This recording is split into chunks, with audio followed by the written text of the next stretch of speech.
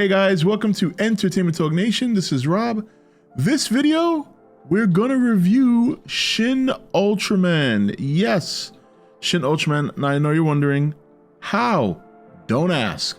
That's all I'm gonna say. But I did get an opportunity to see Shin UltraMan, and so this is my review. Now, as you all know, for those of you who are familiar on the channel, been here a while, and for those of you who may just be stumbling onto this, I am not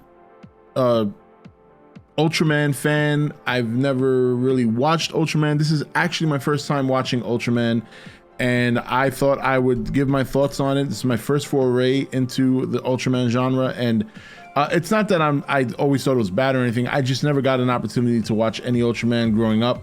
Then finally, when people started recommending it and this and that, there was so many Ultraman shows and Ultraman movies that I just haven't taken the plunge into the whole series. So I figured I'd start here, see how I feel about it, and then go from there. So it's gonna be tough for me to recommend whether or not Ultraman fans will or will not like this, because with so much content out there, it's kind of tough for me. So what I will say is that I overall enjoyed the movie. I thought it was a lot of fun. It really kind of gave me a lot of Showa movie vibes, but at the same time, it wasn't really. There was obviously some areas where it's a bit cheesy, but not overly cheesy.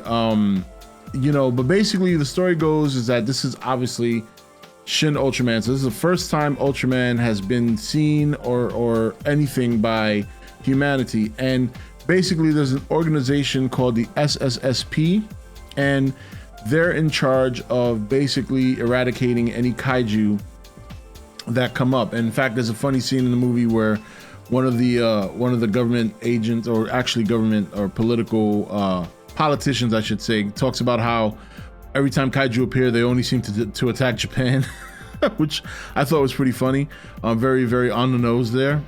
But anyway, so these kaiju pop up every now and then, and this organization comes in and beats them, and that's pretty much how the story opens. You get a series of kaiju being taken out by this organization. They all have different things or different powers and things of that nature. So Ultraman, you know, in this movie, again, it's the first time he's come around, and at first obviously everybody thinks he might be a threat, but after a couple of appearances, they kind of figure out that he's not a threat to humanity. And then from there, it's all about kind of figuring out who he is, and then things kind of go in a different direction. Now, what I will say is, if there are a lot of Ultraman fans out there who love the fact that he's always fighting kaiju in the kaiju battles, I'm going to be very frank with you, there's not a whole lot of that here. There are Ultraman fights, don't get me wrong, but I would say he fights less than a handful of kaiju, and then the story kind of focuses on not only who he is or his origins, but also how his presence kind of ignites visits from other alien species.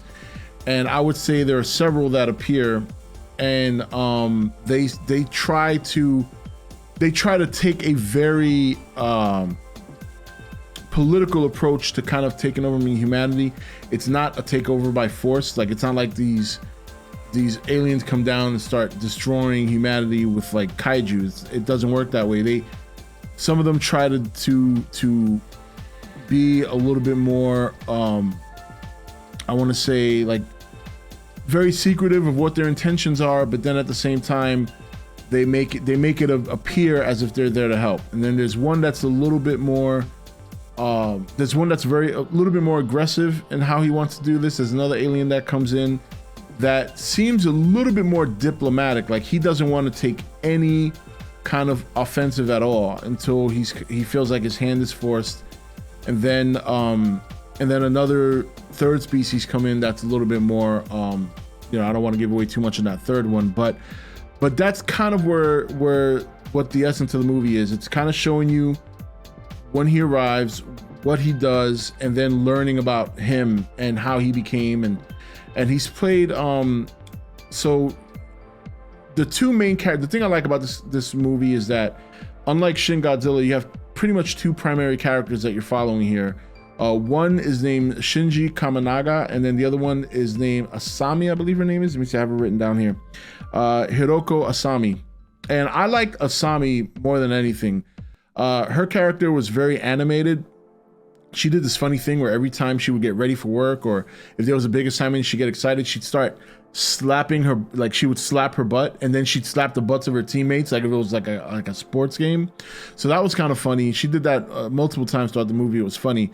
But also, Kaminaga is her work partner, you know, or as she refers to it as buddy. And in the very early going, they give you they kind of give you this vibe of who is Ultraman among this team, because one of them are Ultraman, and they don't wait too long to reveal who Ultraman is, who among the group is Ultraman.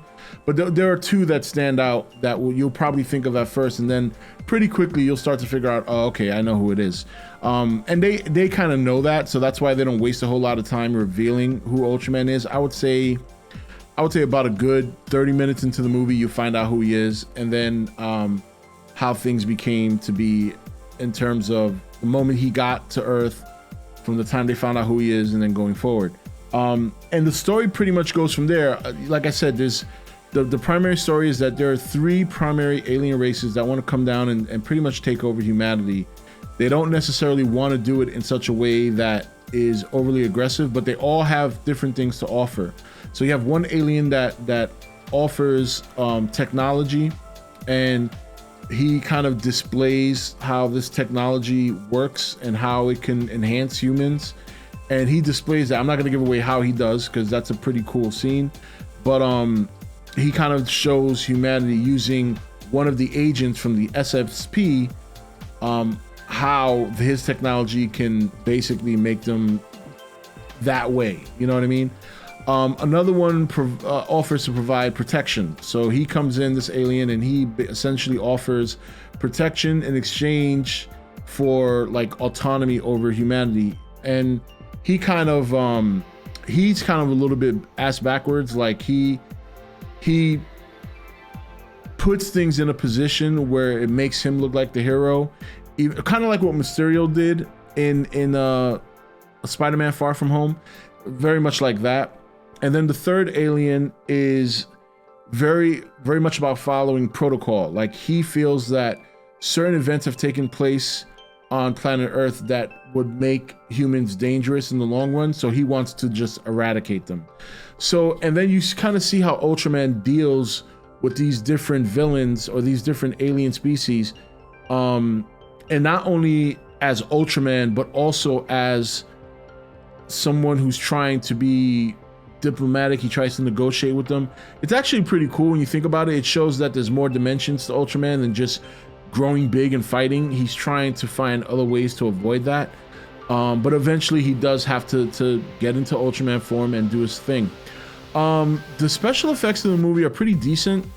Like I said, I haven't watched many Ultraman movies to compare it, but it's very similar to Shin Gojira, and it appears to be CGI mixed with like practical effects. There are some scenes where you can tell they're using CGI and they do a pretty bad job. So there's obviously, when you see these movies, there's a lot of city destruction, stuff like that. Some of the scenes with the city destruction look absolutely good. There's this one monster in the early going of the movie that kind of walks on all fours, and they show him from a rear view, and you see the destruction that he leaves behind, and that actually looks really good. But then there's another scene where there's another kaiju, I'll say, that is kind of leaning back and lifting its leg up, and you can see that it kind of like clips into the building. You know what I mean? I was actually surprised to see that. I would think they would have caught that in post-production, but yeah, so when I saw that, it kind of took me out of the element. But overall, I still think it was a pretty good job. Ultraman looks very sleek compared to other footage I've seen him. Like it doesn't look like a man in tights. It looks like almost like a robot. The way he flies and things like that reminds me very much of Jet Jaguar. But yeah, and he kind of changes color based on like how much energy he's using or how much energy he has left, or any energy he's absorbing from the enemy. So like it goes from straight silver to like silver and red and silver and green and stuff like that. So that's pretty cool that every time he's fighting somebody, depending on what's going on, depending as to whether he's absorbing energy or dishing out energy, will change the color of his suit. So that was pretty cool. There's not much else to say. I don't want to spoil the movie. There's a lot of pretty good plot elements in there, and there are cheesy parts. I'm not going to sit here and say there aren't. There are definitely cheesy parts. You'll be able to spot them. But if I'm a guessing man, I would think a lot of Ultraman fans will probably like the movie. Like I said, I'm not an Ultraman fan. I'm not an Ultraman savant. I know next to nothing about Ultraman. So seeing this for the first time as someone watching Ultraman for the first time, I thought it was pretty good. I thought it was a pretty good movie. And I am, when it comes around and you get a chance to check it out, I recommend it. But until next time, that's my review for Ultraman. This is Rob signing off for E.T.N, where we don't do news, we just talk entertainment. Take it easy.